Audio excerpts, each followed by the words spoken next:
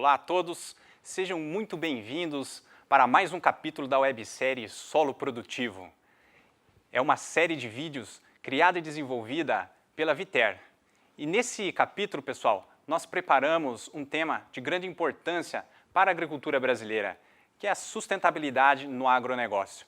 Tema muito relevante e para isso convidamos um grande amigo e colega, o Dr. Gustavo Espadotti.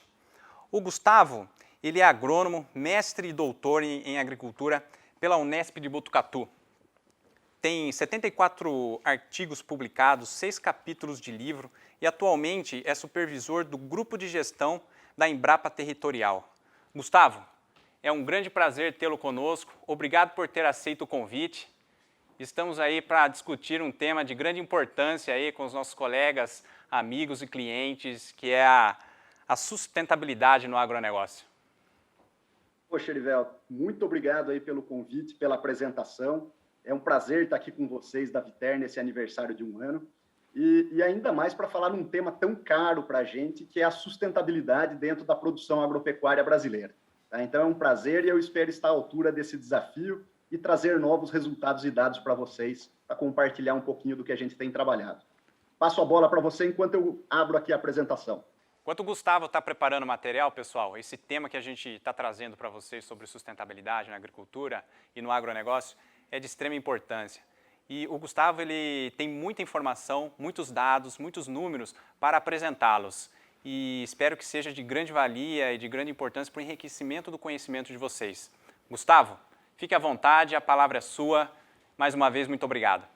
Obrigado mais uma vez. Dando início aqui à apresentação, nós vamos falar sobre a sustentabilidade do agronegócio. Mas não simplesmente essa palavra, mas o seu conceito pleno, onde deve envolver a sustentabilidade ambiental, sim, principalmente, mas também a sustentabilidade produtiva e a sustentabilidade social. Tá? E para isso, nós lembramos de um passado não muito distante do Brasil, na década de 70, quando éramos importador de alimentos. De lá para cá, traçamos um objetivo claro, um plano estratégico, tático e operacional para nos transformarmos em autossuficientes. Ou seja, não estávamos perdidos como Alice, que, como o gato disse, poderia pegar qualquer caminho porque ela não sabia onde queria chegar. Nós não. Traçamos um plano, sabíamos onde queríamos chegar e passamos de um grande importador de alimentos para um dos maiores exportadores de alimentos do mundo com sustentabilidade. Esse é um dos temas que tratamos na nossa unidade, na Embrapa Territorial, sediada em Campinas. Nós somos um centro um pouco diferente da Embrapa, pois trabalhamos muito fortemente com o Brasil, com o Estado e seus territórios, seja atendendo demandas da Presidência da República, do Ministério da Agricultura e demais ministérios, ou seja, temos uma interface muito forte com a formulação de políticas públicas, mas também com o agronegócio. Estamos presentes em fóruns, em comitês, sempre ouvindo o agro para entender aonde ele está sangrando, aonde são as dores do agronegócio e gerar novas tecnologias, novos planos tecnológicos e não tecnológicos para o aumento da sustentabilidade e da competitividade da produção. E vamos também ao encontro dos desejos e anseios da agricultura familiar. Tudo isso lançando mão de tecnologias de inteligência, gestão e monitoramento territoriais, de modo a sermos uma unidade conectada com os reais desafios e demandas da agricultura brasileira. Para isso, nós estruturamos diversos sistemas de inteligência territorial, que vão se encaixando como um quebra-cabeça para ter o melhor diagnóstico e as melhores proposições para que o desenvolvimento territorial ocorra nas melhores bases científicas possíveis. Para isso, nós conseguimos traduzir esse enorme Big Data, esse dilúvio de informação que temos hoje, numa informação precisa, correta, assertiva para tomada de decisão, ou seja, resolver os problemas brasileiros.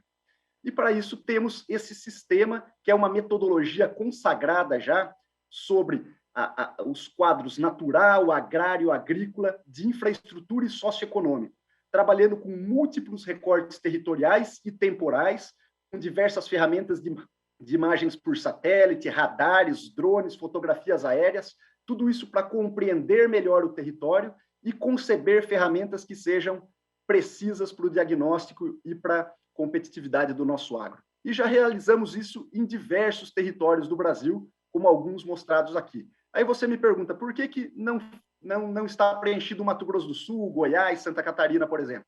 Porque não houve ainda. Então, nós trabalhamos sob demanda dos atores do agro, dos governos e dos produtores rurais das regiões. Agora, um dos grandes temas que trabalhamos na nossa unidade é sobre o uso, a atribuição, uso e ocupação das terras no Brasil. E vamos passar aqui sobre esses grandes temas para que vocês compreendam como está hoje o nosso equilíbrio entre produção e preservação. A gente começa pela atribuição de terras, que é um papel do Estado em dizer sobre o uso ou não uso de determinadas porções de terra do nosso território brasileiro. O Brasil é isso, mais de 850 milhões de hectares, divididos aí em 5.570 municípios, mas que o Brasil atribui terras para a conservação da biodiversidade. Isso são as unidades de conservação. Elas podem ser federais, estaduais ou municipais, e lá na Embrapa Territorial nós temos tudo isso mapeado de forma interativa, onde podemos clicar em cada uma dessas unidades e saber qual foi a data de criação, qual o plano de manejo, quais as principais espécies e assim por diante. Só em unidade de conservação, o Brasil já destinou 18% do seu território, ou 154 milhões de hectares. Tá? Isso em unidade de conservação. Mas também temos terras indígenas. São 600 terras indígenas no Brasil, que totalizam 14% do nosso território em quase 118 milhões de hectares. Quando juntamos unidades de conservação e terras indígenas, nós caímos em um conceito internacional de áreas protegidas. São áreas que são destinadas à proteção da biodiversidade, dos recursos naturais, sejam eles do solo, das vegetações, dos recursos animais, tudo isso são áreas protegidas no Brasil. Quando a gente faz essa conta e desconta as sobreposições que existem entre elas, nós temos 257 milhões de hectares no Brasil, ou 30,2% do Brasil destinado à proteção integral da biodiversidade. É isso que nós temos e podemos levar isso é o quantitativo, né? O quanto, é uma dimensão de quantidade. Mas a gente pode fazer comparações com outros países para ver como estamos. Porque eu não sei se isso é muito ou pouco, se a gente não puder comparar. Então, fizemos uma comparação entre os maiores países do mundo, os 10 maiores países, que têm mais de 2,4 milhões de quilômetros quadrados. O Brasil protegendo os 30,2 que eu mencionei anteriormente. E os demais, a média do Brasil, protegendo 10%. Tá?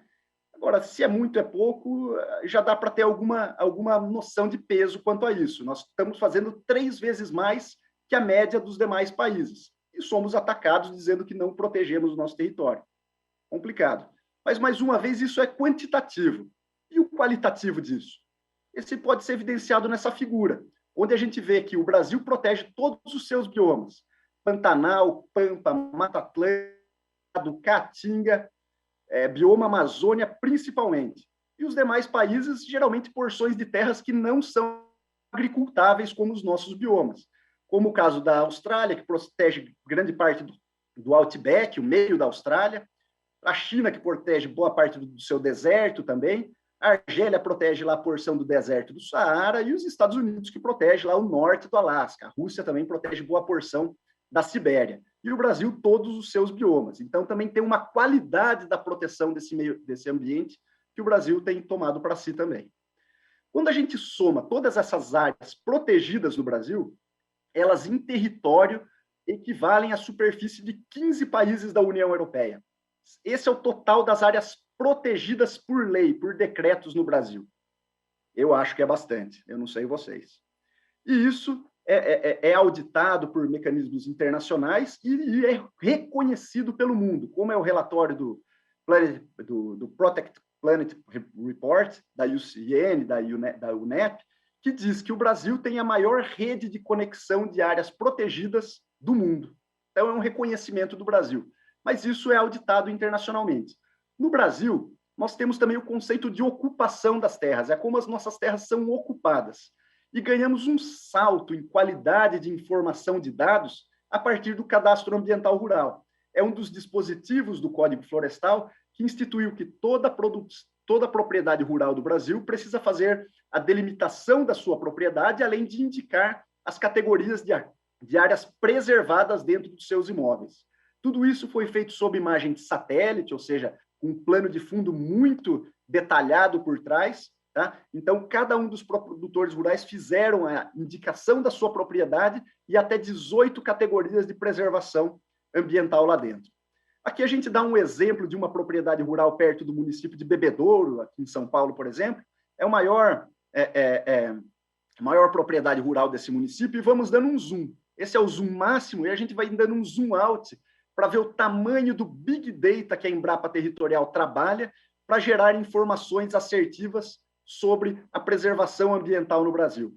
E isso, aqui a gente destaca apenas as áreas destinadas à preservação, em APPs, reservas legais, topo de morro, área de declividade, excedente de vegetação nativa dentro dos imóveis. Então, tudo isso foi assinalado pelos produtores e dá a real dimensão da conexão que essas áreas preservadas, essa vegetação preservada dentro dos imóveis rurais acaba fazendo. Verdadeiros corredores da biodiversidade que contribuem e muito para a preservação do meio ambiente em escala local. E, para isso, a gente vai fazendo contabilizações, seja por município, por regiões, por estados, até chegar ao Brasil. E temos o dado de 2019 que mostrou que o Brasil tem 219 milhões de hectares destinados à preservação dentro dos imóveis rurais. Daqui, em média, uma propriedade rural brasileira, ela, em média, destina 48% para preservação e utiliza para fins de produção 52%. E o total do Brasil disso dá 26% do nosso território. 26% do Brasil preservado dentro dos imóveis rurais. E a Embrapa tem trabalhado com isso, não apenas na dimensão territorial, como eu mostrei anteriormente, mas na dimensão econômica, social e ambiental disso. Eu trago um exemplo apenas no próximo slide do patrimônio fundiário imobilizado, mas nós temos diversos custos de oportunidade, a dimensão social de empregos diretos, indiretos, induzidos, e principalmente o estado e natureza dessa vegetação, para saber se ela está regenerando, está estável, está em declínio, para considerar os estoques de carbono de hoje e do futuro e realizar indicadores da biodiversidade. Mas aqui, como eu disse, mostrando o patrimônio fundiário dessas áreas. Quando a gente soma todos os hectares do Brasil destinados à preservação do meio ambiente, e multiplica pelo valor vigente das terras, sejam elas aptas, menos aptas, mais aptas para a agricultura, a gente consegue o valor patrimonial. Ele pode ser mínimo, no caso do menor valor negociado em cada município, ou pleno, no caso dos maiores. Se a gente tomar por base que essas áreas têm potencial agropecuário, elas podem ter um valor patrimonial dentro das áreas preservadas nas propriedades rurais de mais de 2,4 trilhões de reais. Esse é o patrimônio fundiário que o produtor detém e abre mão em prol da preservação do meio ambiente. É uma contribuição real, financeira dos nossos produtores, que indica que, sem sombra de dúvida, nenhuma categoria profissional destina mais tempo, recursos e área para a preservação do meio ambiente que os produtores rurais brasileiros. É uma contribuição que o Código Florestal brasileiro deu ao agricultor, e ele pode fazer parte não só dos processos de produção, mas também de preservação do meio ambiente. Quando a gente soma as áreas protegidas por decretos e unidades de conservação e terras indígenas com as áreas preservadas no Brasil, a gente junta isso, dá metade do país, 49,8% do Brasil protegido ou preservado por decretos ou pela legislação vigente. Mas também temos esses grandes brancos aí na área, que são, em geral, grandes áreas devolutas, áreas cedidas ao Exército e assim por diante. Áreas ainda não cadastradas no Cadastro Ambiental Rural. Somando isso, nós temos 66% do Brasil de vegetação nativa, destinado à sua proteção e à sua preservação. 66,3% do Brasil. Isso é um número. Mas quando a gente extrapola isso em mapas e joga isso num plano de informação como na Europa, ela totaliza a superfície de 48 países e territórios da Europa. É quase que a Europa toda coberta de vegetação nativa brasileira. Eu acho que é bastante e é uma ótima contribuição sustentável que o Brasil dá não só para o nosso país, mas para todo o mundo. E isso gera gráficos como esse, um gráfico que a gente chama de queijinho, é o queijinho do Brasil, né? É um gráfico de pizza que mostra o Brasil preservado pelos produtores rurais na ordem de 25,6%, quase 26%, 10% em unidades de conservação integral, quase 14% em terras indígenas e mais áreas de vegetação nativa em terras devolutas e áreas ainda não cadastradas. 66% do Brasil preservado ou protegido e apenas 30% utilizado, seja ele mais de 20% com pastagem, sejam elas nativas ou plantadas, 7,8% do Brasil destinado à agricultura e mais 1,2% a florestas plantadas e 3,5% para infraestrutura e outros. Então, o Brasil usa de forma agropecuária 30,2% do seu território. E os Estados Unidos, ao contrário, a gente pode comparar com diversos outros países, com a Europa. A gente pegou aqui os Estados Unidos, mostrando que os Estados Unidos protege ou preserva 20% do seu território e usa, para fins agropecuários, 74% do seu território. Então, é um comparativo interessante entre o Brasil e os Estados Unidos. E a NASA acabou fazendo um levantamento global sobre isso, porque a gente ficou preocupado quando a gente viu lá, o Brasil só planta em 7,8% do território, será que acertamos ou não? Refizemos as contas diversas vezes, e a NASA, um ano depois, lançou um relatório mostrando todas as áreas cultivadas do mundo inteiro e disse que o Brasil cultiva 7,6%. Mas isso nos deu o perfil, novamente, de comparar com demais países. E o Brasil, lá com seus 7,6% ou 7,8%, no caso dos dados da Embrapa, de áreas destinadas à produção agrícola, e os demais países, como a Dinamarca e a Ucrânia, com quase 75%, mais de 75% do seu país cultivado, com culturas agrícolas. A Holanda, a França, a Alemanha, países que às vezes vêm a criticar as decisões ambientais do Brasil, cultivam, aram a terra em mais de 50% do seu território. Os Estados Unidos, mais que o dobro do Brasil, assim como a Argentina, aqui nossa vizinha. E nós produzimos em 7,8% do território e somos atacados. Por que isso? Porque nossa agropecuária assombra o mundo em termos de eficiência dentro da porteira. E é aqui que eu vou passar um pouco sobre o uso das terras no Brasil. Para a utilização das terras e para o aumento da produção, só existem 3 caminhos, não tem outro caminho. Ele passa pelo aumento das áreas cultivadas, o aumento da produtividade ou pela intensidade do cultivo, intensificação do cultivo. Tudo isso necessita tecnologia, e é isso que nós precisamos difundir aqui dentro do Brasil. Ganhos tecnológicos. Eles estão ocorrendo cada vez mais e o que nós precisamos é reduzir o gap que existe entre a tecnologia que os grandes e mais capitalizados possuem e os produtores menos capitalizados hoje. Somente reduzindo isso, nós vamos conseguir impulsionar uma nova revolução no Brasil, e a chave para isso é difusão de tecnologias, seja na sabedoria na escolha da área, de aumento da área cultivada, com base no zoneamento ecológico-econômico, no zoneamento de risco climático e nos sistemas de inteligência territorial estratégica.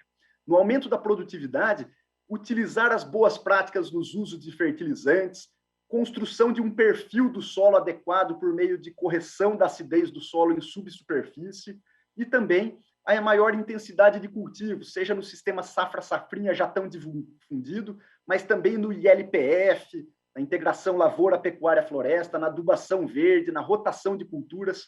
São processos-chave para que a gente extraia cada vez mais do mesmo espaço de terra, conseguindo alimentar ainda mais nosso povo e o mundo com alimentos de qualidade, com sustentabilidade.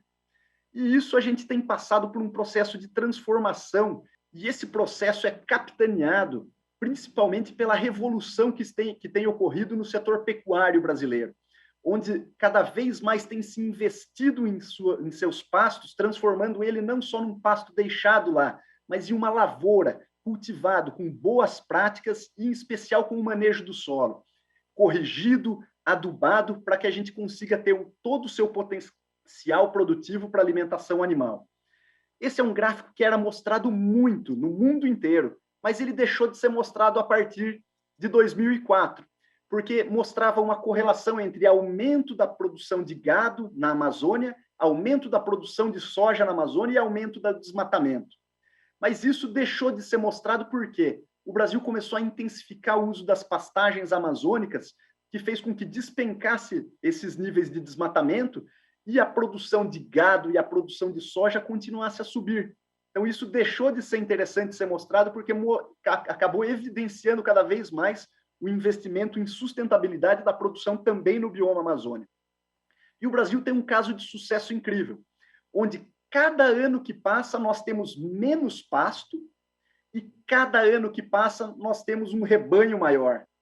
Isso é possível porque estamos conseguindo aumentar nossos índices zootécnicos, nossos índices de produção e nossas unidades animal por hectare, extraindo cada vez mais proteína animal transformada de pasto em carne com maior eficiência e maior sustentabilidade. A produção vegetal brasileira também tem dado show. Nós estamos prestes a colher mais uma safra recorde, com uma previsão de 270, pouco menos de 270 milhões de toneladas de grãos, mas também damos show na produção de tubérculos, frutas, hortaliças, nozes, açúcar. Só a produção vegetal no Brasil tem alimentado mais de 1,5 bilhão de pessoas no mundo. Isso é incrível. Um país que há 40 anos era importador de alimentos, hoje alimenta 1 bilhão, mais de 1 bilhão de pessoas no mundo. Isso é possível e foi possível graças à tecnologia, que fez com que passássemos de uma produtividade média de 1,2 toneladas por hectare, atingindo quase 4 toneladas por hectare hoje, na média de todos os grãos. Se mantivéssemos a mesma produtividade lá da década de 70, hoje nós precisaríamos de mais de 140 milhões de hectares a mais para conseguir produzir a mesma quantidade de alimento. Isso está sendo evidenciado numa publicação recente que saiu agora no aniversário da Embrapa, sobre as tecnologias poupa-terra. Recomendo muito esse livro para que vocês compreendam como a tecnologia poupa a terra de desmatamento, poupa a terra de degradação, transforma uma terra cada vez mais produtiva e cada vez mais sustentável. Nossa produção de proteína de origem animal também é um espetáculo. 7,5 milhões de toneladas de carne bovina, 13 de frango, 3,5 de suínos, mas também temos muito leite, ovos, mel e caprinos, ovinos, uma diversidade muito grande, passando até pela parte de piscicultura e aquicultura, que tem crescido muito no Brasil. Mas não somos só produtores de alimentos, de fibras, também somos produtores de energia. Essa é a matriz energética brasileira, que mostra que quase 31% de toda a matriz energética brasileira vem do agro, e ela representa 71% de toda a nossa energia renovável. Só o setor de cana-de-açúcar, através da cogeração de energia e da produção de etanol, produz 17% de toda a nossa matriz energética. É mais que a soma de todas as hidrelétricas brasileiras. Então, além de alimentar e vestir, nosso agro também move o Brasil.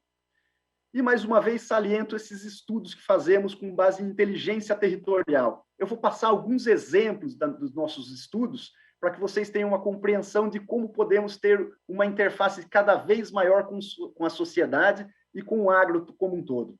No quadro natural, por exemplo, nós temos diversos estudos sobre a vegetação. Todos acham que a Amazônia é uma floresta homogênea e perfeita e plana, mas ela não é. Nós temos mais de 50 tipos de vegetação dentro da floresta amazônica. Eu vivi no Amapá, ali no extremo norte do país, numa região que predominava a região de cerrado, mas ali perto tinha mangue, tinha uma floresta densa, tinha áreas de transição, tinha campos nativos. Então, a Amazônia é muito diversa. Eu conheço um pedacinho da Amazônia e desconheço alguém que consiga ter uma plenitude de conhecimento desse bioma. E mesmo todas as inferências que são feitas nela sempre recorrem a essa ideia de que a Amazônia é uma coisa homogênea, que ela realmente não é. A gente tem trabalhado muito com os dados, diversos dados de incêndios, de queimadas e principalmente do desmatamento na região, e eu trago esse slide para tranquilizá-los. A área que está em verde é a área intocada da Amazônia, segundo o PRODE, segundo o INPE. Tá? As áreas em amarelo são todas as áreas que já foram desmatadas em algum momento no Brasil, desde as primeiras capitanias hereditárias até o 2018. E em vermelho, eu trago o desmatamento dos últimos 10 anos, de 2009 até 2018. Então, você vê que não é uma coisa desenfreada, são regiões pontuais e é possível a gente conseguir aliar cada vez mais a essa preservação da Amazônia as questões de sustentabilidade, utilizando de maneira racional as áreas que já foram antropizadas e reduzindo cada vez mais o desmatamento ilegal, até cumprir com os prazos que o Brasil já determinou para zerar o desmatamento ilegal no nosso país. Mas eu trago também um dado interessante, que é a parte de regeneração da Amazônia. Pouca gente fala sobre isso, mas a Amazônia, mais de 30% dela já regenerou durante a sua história, sendo que quase 10% dela já regenerou para uma condição de floresta primária novamente, e outros 20% estão regenerando em forma de floresta secundária, de vegetação secundária. Então, também temos que contabilizar essa regeneração da nossa floresta para compreendermos essa dinâmica que temos dentro do bioma amazônico. Mas, de forma inequívoca, temos esse slide, que mostra que 84,1% da Amazônia ainda é de vegetação nativa, intocada. 13,8% já foi alguma vez explorado, e ainda temos 2,1% em grandes maciços de água, grandes superfícies hídricas. Quando a gente junta superfície hídrica com a vegetação nativa, temos 86% da Amazônia destinado à preservação e à proteção da vegetação nativa. E os incêndios, queimadas e principalmente o desmatamento, eles vêm numa tendência de queda. A gente pode ver os últimos 30 anos, os últimos 20 anos e os últimos 10 anos, como temos evoluído na redução do desmatamento nesse bioma ao longo do tempo. Também temos a parte dos dados agrários. Eu já mencionei anteriormente a parte de unidades de conservação, terras indígenas, áreas militares, mas também temos trabalhos com assentamentos, áreas quilombolas, tudo isso mapeado e detalhado em cada uma das regiões brasileiras na Embrapa Territorial. E o quadro agrícola. Nós temos fazendo um esforço muito grande, junto com o IBGE, com o Ministério da Agricultura, para compreender cada vez mais a nosso universo de unidades de produção dentro do contexto produtivo do Brasil. Significa que existe o censo agropecuário, que faz a entrevista em cada um dos estabelecimentos agropecuários brasileiros, e temos o cadastro ambiental rural, mas eles não coincidem 100%. Existem muitas unidades que foram recenseadas pelo censo e não têm CAR, e existem algumas unidades que têm CAR e não foram recenseadas no censo. Quando a gente junta esses universos, por exemplo, aqui no caso do estado de Rondônia, ele dá um número maior do que o censo e um número maior que o CAR. E a gente tenta compreender cada vez mais essa dinâmica e principalmente a tipologia desses produtores. Como no caso de Rondônia, 95% deles são pequenos produtores, com menos de 4 módulos fiscais. É fundamental a gente entender isso para saber como agir, como levar tecnologia e como conseguir formular as melhores políticas públicas para garantir que esse produtor tenha condições de produzir e preservar a sua produção agropecuária e seu meio ambiente. E também trabalhamos muito fortemente com o quadro de infraestrutura. Nós trabalhamos o Brasil em bacias logísticas hoje, onde temos, na mesma cor do mapa, áreas que escoam suas safras dentro desses territórios. E essas análises vêm sendo conduzidas pela Embrapa Territorial, cruzando com as malhas viárias atuais, com as zonas de produção, de forma a compreender esse estado e a como propor melhorias para o escoamento, para as vias de escoamento no Brasil. Temos um sistema na Embrapa chamado Macrologística Agropecuária Brasileira, que só na parte de produção ele pode gerar mais de 500 mil mapas automáticos sobre os 10 principais produtos do Brasil. Mapas de concentração e densidade, como é o caso da dispersão territorial de bovinos, ou no caso da concentração territorial da cultura da cana-de-açúcar no Brasil, por exemplo. Também temos toda a malha geocodificada de rodovias, sejam elas pavimentadas ou não, vias, armazéns de silos, tudo isso, cooperativas, unidades de processamento, usinas, misturadoras de fertilizantes, todos esses apoios que a gente precisa para construir uma malha geocodificada. E, para isso, elaboramos estudos que visam aumentar a competitividade do escoamento das nossas safras, para que todos os ganhos que tivemos lá dentro da porteira não sejam perdidos no pós-porteira. Tudo isso porque temos os dados organizados, bases oficiais, padronizadas e georreferenciadas que permitem a extração de informações precisas desse Big Data. Tá? Também, aqui a página do nosso website, embrapa.br/macrologística, e lá temos uma aba de estudos, onde tem tudo que já foi trabalhado sob demanda dos governos federais, estaduais, municipais e da iniciativa privada para responder às principais demandas e gerar novas tecnologias para a melhoria do escoamento das nossas safras. Temos diversos parceiros, usuários, clientes, sempre com foco na demanda, responder à demanda e compreender esse espaço territorial para trazer as melhores informações. E também o quadro socioeconômico.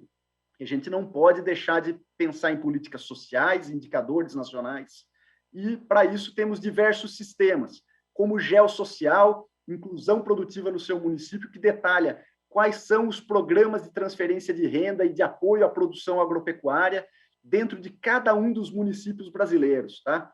Também temos uma tecnologia chamada Matopiba, Geomatopiba. Convido todos a acessarem esse Geomatopiba, e lá temos diversos planos de informação a respeito desses 5 quadros, só focados no território do Matopiba, que é a união entre Maranhão, Piauí, Tocantins e Bahia. Dados sobre renda e pobreza no campo, sobre quantos salários mínimos predominam na aquisição de renda de cada propriedade rural desses territórios. Então, convido-os a acessar esses sistemas também. E nesse mesmo Geomatopiba temos toda a parte de tecnologias disponíveis para cada um desses territórios. Então, você seleciona um município, um estado, uma região, e o sistema lhe diz quais são as tecnologias que a Embrapa tem disponíveis para aquele município. Por exemplo, aqui, filtrando apenas para tecnologias de soja no município de Barreiras, temos uma infinidade de tecnologias específicas para essa região e para essa cultura. Então, convido-os a visitar isso e verificar o esforço que nós temos feito em prol da transferência de tecnologias dentro dos territórios brasileiros. E é esse o Brasil. O Brasil é uma pujança na produção, ele tem batido recordes cada vez maiores na produção de diversas commodities, somos número 1 em açúcar, café, suco de laranja, soja na produção e número 1 na exportação também de carne de frango e carne bovina.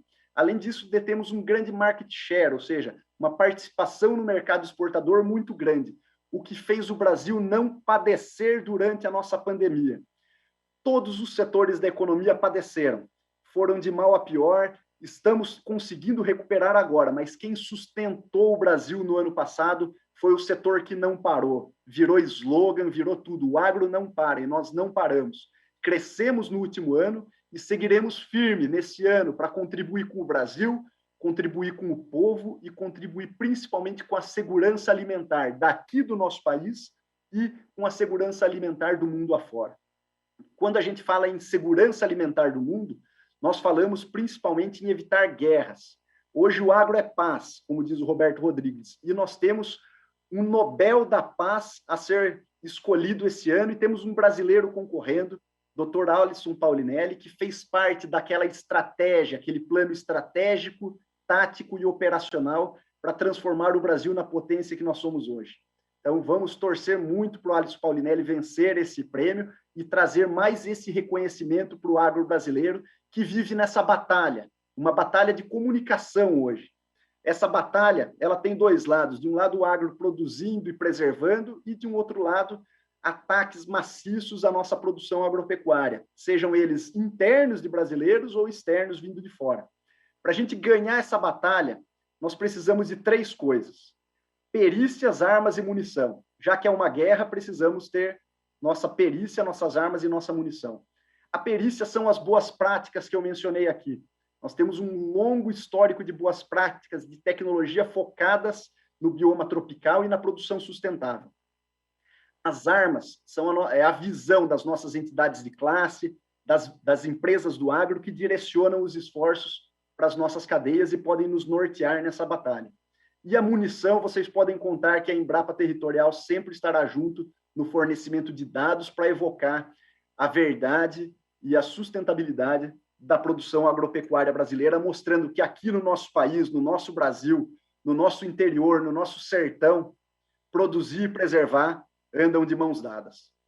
Essa é a mensagem que eu tinha para passar para vocês, meus amigos da Viter. Agradeço mais uma vez a oportunidade de estar aqui com vocês nesse evento e eu fico à disposição de todos. Está aí meu e-mail, está aí meu contato. Vocês podem entrar em contato e a gente vai ter um prazer em manter e estreitar cada vez nossas relações. Muito obrigado e eu devolvo a bola para o meu amigo aí, Erivelto. Valeu.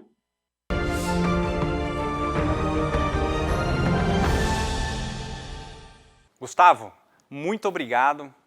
Excelente a sua apresentação, com dados extraordinários. Fantástico o quanto que o Brasil é poderoso.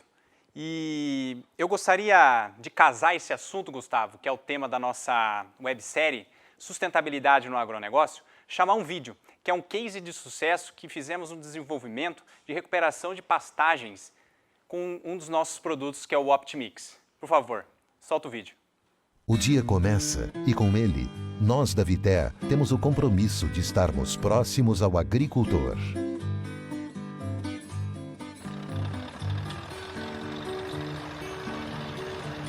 Distribuímos nossos produtos de alta qualidade para todo o Brasil com o objetivo de fazer a diferença na produtividade das culturas.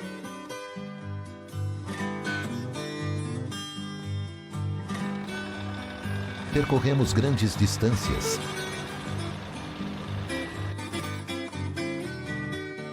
Enfrentamos obstáculos, buracos e atoleiros. Cumprimos o nosso dever de levar nossos produtos para você, para o seu José, para o seu João, para a dona Ana e para o seu Almir. Almir Sater, nos dê licença para entrar em sua fazenda Campo Novo, em Aquidauana, Mato Grosso do Sul. Nós da Viter acreditamos que é preciso enxergar as pastagens como cultura agrícola, ou seja, é necessário renovar, corrigir, nutrir o solo. E essa também é a visão do agricultor Almir, que deseja constantemente aprimorar a qualidade do solo de suas pastagens. Após mapeamento do solo e análise laboratorial realizados com o apoio do nosso suporte agronômico, foram identificadas as necessidades de melhorias do perfil de solo. A solução encontrada foi a aplicação do Optimix, uma mistura de calcário agrícola e gesso que numa única aplicação corrige, nutre e condiciona o perfil do solo. O Optimix tem como principais benefícios corrigir a acidez do solo, eliminar o alumínio tóxico em profundidade e finalizar profundamente até as camadas mais inferiores. 6 meses após a aplicação do Optimix na área de pastagem, voltamos à fazenda do Almir Sater para conferir os primeiros resultados obtidos. Em apenas um semestre, é possível ver uma renovação significativa da pastagem, onde a fertilidade foi melhorada, proporcionando a nutrição do solo e produzindo um melhor alimento para o gado. Não é mesmo, Almir? Depois de 20 anos, assim, só de muito gado em cima, a gente sentiu que a terra, a areia pantaneira já não estava correspondendo mais. Então começou a vir muita praga, muito espinho. E quando eu conheci o pessoal da Viter, eles queriam fazer uma experiência assim, do Optimix. Eu queria ver vocês aceitarem o desafio de vir tentar recuperar nossas areias pantaneiras, nossas terras altas do Pantanal, sem muita interferência. E aceitaram esse desafio. Um pequeno desafio de a gente pegar uma área de 50 hectares, né, e experimentar a lance, jogar o Optimix e ver resultado. Uma área muito, assim, com muito mato, a gente roçou um pouco, a gente via que tinha um pouco de capim ainda. E estamos nesse desafio. E nesse primeiro ano o resultado para mim foi fantástico, porque aqui nessa invernada aqui, que é parte da Fazenda Maringá, a gente deixava 100 cabeças aqui durante 20 dias, né? Hoje a gente deixa 150, 160 vacas, mais 160 bezerros, né? E ficaram quase 90 dias aqui. Para a gente que está aqui intimamente ligado a esse pedaço aqui, vendo no dia a dia, a diferença foi gritante. Bom, esperamos não só surpreender positivamente ao Almir, mas a todos os agricultores do país, com nosso suporte e a busca constante por novas tecnologias em produtos. Nosso principal objetivo é garantir o aumento real da produtividade, contribuindo ao mesmo tempo para a efetiva preservação do meio ambiente. Com a Viter, você consegue mais e chega mais longe. Depois desse vídeo, nada melhor do que a palavra do próprio agricultor que utilizou, experimentou e tem as opiniões para trazer para a gente. Não é mesmo, Almir? Estou acabando de assistir o vídeo que vocês mandaram da nossa aventura. Aliás, da aventura de vocês, né, de chegar aqui no Pantanal com 260 toneladas de Optimix, vencendo rios, areia, toleiro, né? Realmente estão de parabéns. Resultado, nas pastarias, surpreendente, né? Jogamos o nosso produto assim de forma displicente até e resultado maravilhoso. Então, conte comigo, gostei da parceria e estamos aí, prontos para mais desafios. Um abração para vocês e parabéns pelo primeiro ano da Viter. Sucesso! Então, depois dessas palavras, Almir, muito obrigado.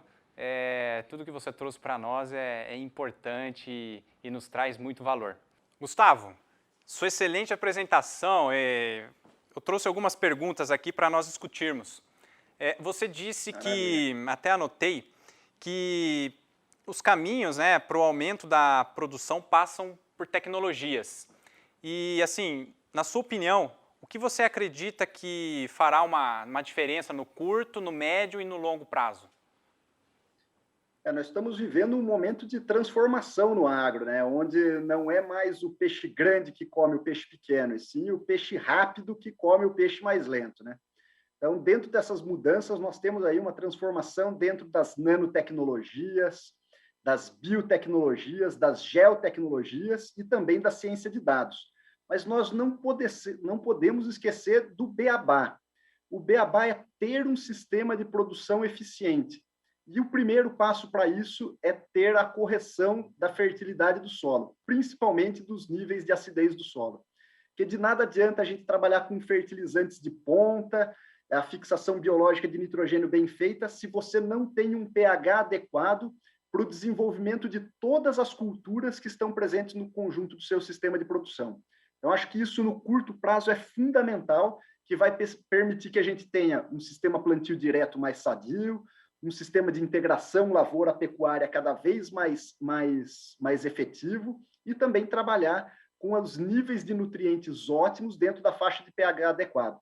Então, conseguir conciliar o corretivo de solo que tenha a melhor solubilidade, com o melhor poder residual, com o que corrige melhor o perfil do solo, tudo isso é uma estratégia para conseguir ter uma camada arável, que a gente chamava antigamente, mas uma camada fértil suficiente para que as culturas tenham um ótimo desenvolvimento e suportem problemas de déficit hídrico, como no caso dessa safrinha que estamos passando agora. No médio prazo, eu acredito muito nesse novo sistema da Embrapa, chamado Sistema Antecipe, que é possível a gente consorciar a cultura do milho junto com a cultura do soja, mesmo antes da colheita da soja. É uma tecnologia inovadora que a Embrapa tem colocado no mercado, e também os novos métodos de melhoramento genético, no caso do CRISPR, por exemplo, e na intensificação do conhecimento sobre a biologia do solo. Tá? E no futuro, eu penso muito fortemente no aumento da competitividade do agro brasileiro. Como que a gente pode aumentar a competitividade? Hoje é no pós-porteira que nós temos pecado. Então, investimentos no longo prazo têm que ser feitos principalmente em armazenamento, a gente conseguir armazenar melhor as nossas safras para vender ela no melhor momento, e investir em priorização de obras que melhorem o escoamento das nossas safras. Maravilha, Gustavo. Diante disso, qual que é o maior desafio que a gente vai enfrentar, que o Brasil vai enfrentar, né, para que essas tecnologias estejam ao alcance do nosso produtor? Como que a gente consegue enxergar a chegada dessas tecnologias até eles? O sucesso do nosso agro, ele se baliza numa aliança muito forte. Uma aliança que é formada entre a pesquisa, a extensão rural e o produtor rural. Só unindo esses três elos da cadeia, tendo uma ciência forte que entregue projetos, pesquisas e principalmente resultados de qualidade e de aplicação, com uma transferência de tecnologia forte, com a adoção do produtor, nós vamos conseguir fazer isso. E isso precisa passar pela extensão, que anteriormente no Brasil, até ainda hoje funciona bem, a TER, a Extensão Técnica Rural, mas também temos que levar em consideração o papel dos vendedores, dos ATVs, dentro desse processo de levar novas tecnologias para o produtor. Então, eu acredito muito que somente nessa união entre esse tripé, e aí tem um papel muito grande as entidades de classe, as cooperativas e o governo, em colocar as tecnologias que nós temos à disposição hoje para a utilização dos produtores, para que eles sim se beneficiem disso e consigam minimizar o gap produtivo que existe entre os mais tecnificados e os menos tecnificados. Se a gente conseguir elevar o teto produtivo dos pequenos, eu tenho certeza que teremos uma nova revolução verde no Brasil. Gustavo, mais uma vez, muito obrigado pela apresentação, pelo conteúdo das respostas e pelo conteúdo da apresentação. É o tipo de informação que a gente não pode guardar com a gente, é uma informação que precisa ser divulgada, e é muito enriquecedor saber que existe um órgão, né, que é a Embrapa, trazendo esse tipo de informação e veiculando para todos os veículos e para todas as pessoas. Bom, pessoal, quero agradecer a companhia de cada um de vocês que estiveram conosco até esse momento. Meu muito obrigado e fiquem à vontade para entrar no nosso site viteragro.com.br/websérie